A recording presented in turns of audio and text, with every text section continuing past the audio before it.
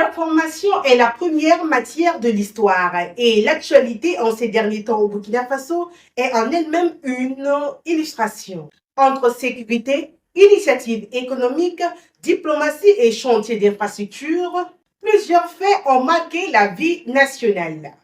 Bonjour à toutes et à tous, retour sur Actu, c'est maintenant.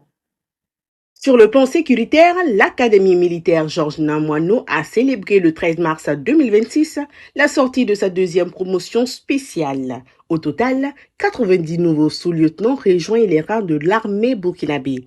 Dans la lutte contre la criminalité, la police nationale annonce également avoir démantelé 3 réseaux criminels à Ouagadougou. Le premier utilisait les réseaux sociaux pour piéger les victimes afin de les séquestrer et de les extorquer de l'argent. Le deuxième importait frauduleusement des poulets avariés, tandis que le troisième était impliqué dans la commercialisation des boissons alcoolisées interdites sur le territoire. Sur le plan économique, le Conseil des ministres, tenu sous la présidence du capitaine Ibrahim Traoré, a acté la création de Yenenga Holding au Burkina Faso, une structure dotée d'un capital de 10 milliards de francs CFA. Elle aura pour mission de mutualiser les participations de l'État dans 3 banques et une société de réassurance. Dans le domaine agricole, le gouvernement poursuit ses efforts pour la souveraineté alimentaire. Le ministre en charge de l'agriculture, Ismaël Sombier, a supervisé l'importation de 710 vaches gestantes en provenance du Brésil afin de renforcer la production laitière nationale.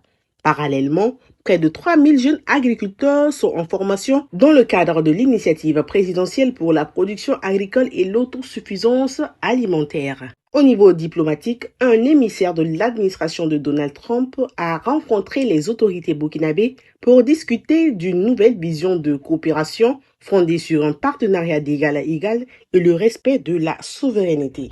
L'actualité a surtout été marquée par plusieurs actions du Premier ministre Rim Talba Jean-Emmanuel Ouedraogo.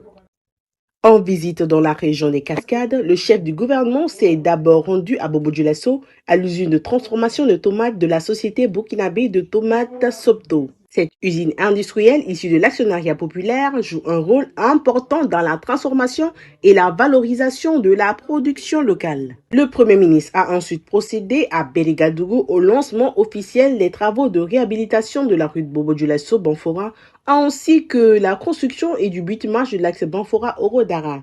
Ces infrastructures routières s'inscrivent dans le cadre du projet de réhabilitation des routes Bobo-Frontières de la Côte d'Ivoire et Banfora-Orodara, un projet stratégique pour la mobilité et l'économie nationale. Enfin, de retour de cette mission, Rim Talba Jean-Emmanuel Ouedraogo a effectué ce 15 mars 2026 une visite inopinée sur le chantier du pont de Hérédougou sur la route nationale numéro 1 afin de constater de visu l'état d'avancement des travaux de cet important ouvrage de franchissement. Dans le reste de l'actualité, la compagnie de transport Staff a repris ses activités après 3 semaines de suspension. Sur le plan sportif, le nouveau sélectionneur des étalons, Amir Abdou, poursuit sa tournée européenne pour rencontrer les joueurs cadres de la sélection.